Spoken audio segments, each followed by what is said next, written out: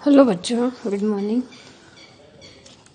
हम पाठ पढ़ रहे थे हिंदी में, जहाँ पहिया है, यानी कि किस प्रकार अपनी स्वतंत्रता का प्रतीक साइकिल को बनाकर किस आज़ादी से महिलाएं अपना काम करती हैं और किस तरह से अपने को मजबूत बताती है। चूँकि महिलाएं अभी नई नई साइकिल सीखने वाली महिलाओं को भरपूर सहयोग देती हैं और जिनको साइकिल आती है वह नई साइकिल सीखने वाली महिलाओं को भी पूरा भरपूर सहयोग देती है, उन्हें साइकिल चलाना सिखाती है। उनमें यहाँ न केवल सीखने सिखाने की इच्छा दिखाई देती है, बल्कि उनके बीच यह उत्साह भी दिखाई देता है कि सभी महिलाओं को साइकिल चलाना सीखना चाहिए। 1992 में अंतर्राष्ट्रीय महिला दिवस के बाद अब यह जिला कभी भी पहले जैसा नहीं हो सकता। हैंडल पर झंडियाँ लगाए घंटियाँ बजाते हुए साइकिल पर सवार 1500 महिलाओं ने पुडुकोट्टई में तूफान ला दिया। महिलाओं की साइकिल चलाने की इस तैयारी ने यहाँ रहने वालों को हक्का बक्का कर दिया कि 1500 महिलाओं ने साइकिलें चलाई और साइकिल के आगे झंडियाँ लगा रखी थी और घंटी बजाती हुई आगे की ओर बढ़ती। इस सारे मामले पर पुरुषों की क्या राय थी? इसके पक्ष में आर साइकिल्स के मालिक को तो रहना ही था। इस अकेले डीलर के यहाँ लेडीज साइकिल की बिक्री में साल भर के अंदर काफ़ी वृद्धि हुई। माना जा सकता है कि इस आंकड़े को 2 कारणों से कम करके आंका गया। और कोई पुरुष इसमें सम्मिलित होता या नहीं होता, लेकिन आर साइकिल्स का मालिक इसमें सम्मिलित था, क्योंकि वही साइकिल बेचता था और महिलाएं वहां से लेडीज साइकिल खरीदती थी। पहली बात तो यह कि ढेर सारी महिलाओं ने, जो लेडीज साइकिल का इंतज़ार नहीं कर सकती थी, जेंट्स साइकिलें खरीदने लगी। दूसरे, उस डीलर ने बड़ी सतर्कता के साथ वह जानकारी मुझे दी थी। उसे लगा कि मैं बिक्री कर विभाग का कोई आदमी हूँ, क्योंकि उसके साइकिल के मालिक को लगा कि वह इनकम टैक्स डिपार्टमेंट से कोई व्यक्ति आया है। कुदिमी अन्नामलाई की चिलचिलाती धूप में एक अद्भुत दृश्य की तरह पत्थर के खदानों में दौड़ती भागती 22 वर्षीय मनोरमणि को लोगों ने साइकिल सिखाते देखा। उसने मुझे बताया कि हमारा इलाका मुख्य शहर से कटा हुआ है। यहाँ जो साइकिल चलाना जानते हैं उनकी गतिशीलता बढ़ जाती है। साइकिल चलाने के बहुत निश्चित आर्थिक निहितार्थ थे। इससे आय में वृद्धि हुई है। यहाँ की कुछ महिलाएं अगल बगल के गांवों में कृषि संबंधी अथवा अन्य उत्पाद बेच आती है। साइकिल की वजह से बसों के इंतज़ार में व्यय होने वाला उनका समय बच जाता है। खराब परिवहन व्यवस्था वाले स्थानों के लिए तो यह बहुत महत्वपूर्ण है। दूसरे, इससे इन्हें इतना समय मिल जाता है कि ये अपने सामान बेचने पर ज़्यादा ध्यान केंद्रित कर पाती हैं।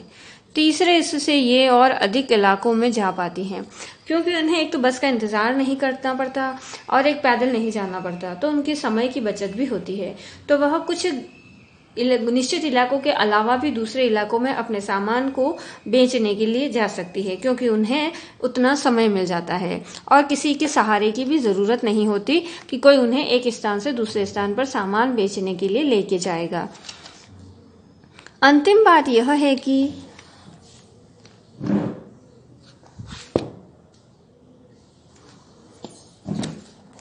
अगर आप चाहें तो इससे आराम करने का काफ़ी समय मिल सकता है।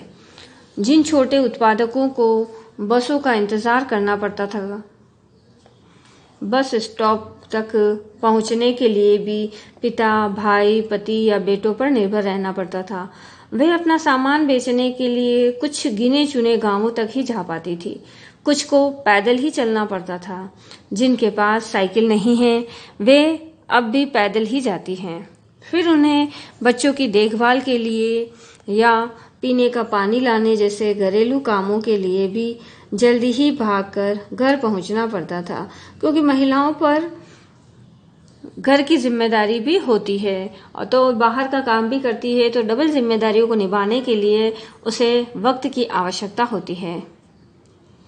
अब जिनके पास साइकिलें हैं वे सारा काम बिना किसी दिक्कत के कर लेती हैं। इसका अर्थ यह हुआ कि अब आप किसी सुनसान रास्ते पर भी देख सकते हैं कि कोई युवा माँ साइकिल पर आगे अपने बच्चे को बिठाए पीछे कैरियर पर सामान लादे चली जा रही है। यानी कि माँ अपने बच्चे को आगे बिठाकर और पीछे कैरियर पर उसके सामान लगाकर एक स्थान से दूसरे स्थान तक जा सकती है। और वह अपने साथ पानी से भरे 2 या 3 बर्तन लिए अपने घर या काम पर जाती देखी जा सकती है। यानी कि वह वहाँ से अपने काम पर जाने के लिए भी अब उस किसी का इंतज़ार नहीं करना था और उसे किसी भी मुसीबत का सामना नहीं करना पड़ रहा था, क्योंकि वह एक स्थान से दूसरे स्थान पर आसानी से जा आ सकती थी। क्योंकि सारा टाइम जो उसका बस के इंतज़ार में या किसी को कहने पर कि कोई उसे एक स्थान से दूसरे स्थान पर छोड़े उससे बच जाता था, क्योंकि साइकिल पे जब उसका मन करता वह सामान लेकर एक स्थान से दूसरे स्थान पर सामान बेचने निकल जाती थी। अन्य पहलुओं से ज़्यादा आर्थिक पहलुओं पर ही बल देना गलत होगा। साइकिल प्रशिक्षण से महिलाओं के अंदर आत्मसम्मान की भावना पैदा हुई है और यह बहुत महत्वपूर्ण है। फातिमा का कहना है कि बेशक यह मामला केवल आर्थिक नहीं है। फातिमा ने यह बात इस तरह कही जिससे मुझे लगा कि मैं कितनी मूर्खतापूर्ण ढंग से सोच रहा था। कि उसने आगे कहा कि साइकिल चलाने से मेरी कौन सी कमाई होती है, मैं तो पैसे ही गंवाती हूँ।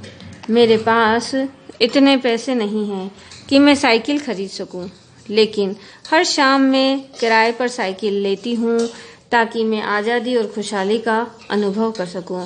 क्योंकि जिसके पास साइकिल खरीदने के पैसे नहीं होते तो वह औरतें साइकिल किराए पर लेकर आती हैं। तो फातिमा कहती है कि साइकिल किराए पर लेकर चलाती हूँ जिससे मुझे मेरी आज़ादी का अनुभव हो सके।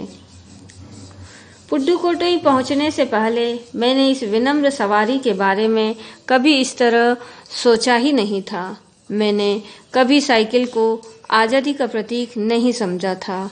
और एक महिला ने बताया कि लोगों के लिए यह समझना बड़ा कठिन है कि ग्रामीण महिलाओं के लिए यह कितनी बड़ी चीज़ है।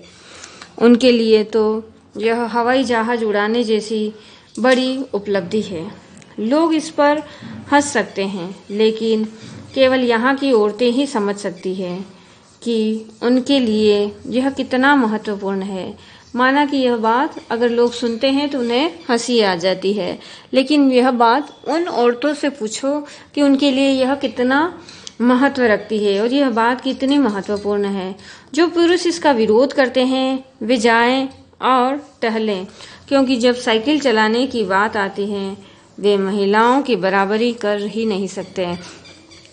और जिन पुरुष को ऐसा कि बुरा लगता है या वह जो उन औरतों के लिए गलत सोचते हैं तो उन्हें क्या करना है, वह जाकर टहलें और अपना काम करें। क्योंकि साइकिल चलाने के मामले में और मेहनत की बराबरी में पुरुष औरतों की बराबरी नहीं कर पाएंगे।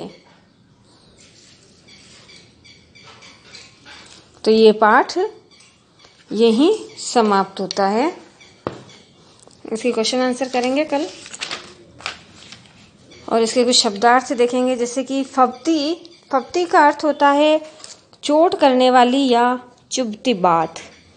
फिर है यकीन का अर्थ होता है विश्वास। और घिसी पिटी यानी कि जो बहुत दिनों से चली आ रही है, पुरानी है, तो उसे कहा जाता है कि वह घिसी पिटी है। इसके क्वेश्चन आंसर कल करेंगे। Thank you.